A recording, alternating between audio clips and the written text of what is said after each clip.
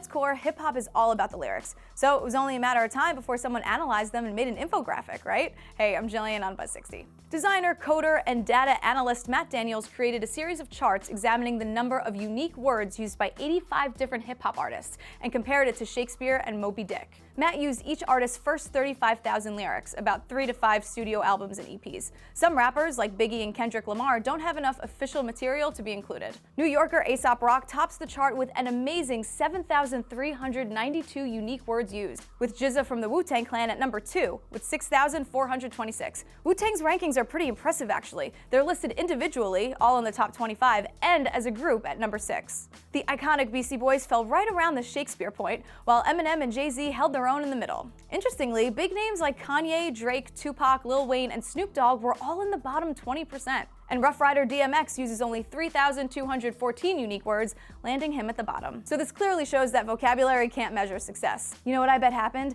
Matt probably counted DMX's barking as one word and not each individual bark. Buzz60, now you know, pass it on.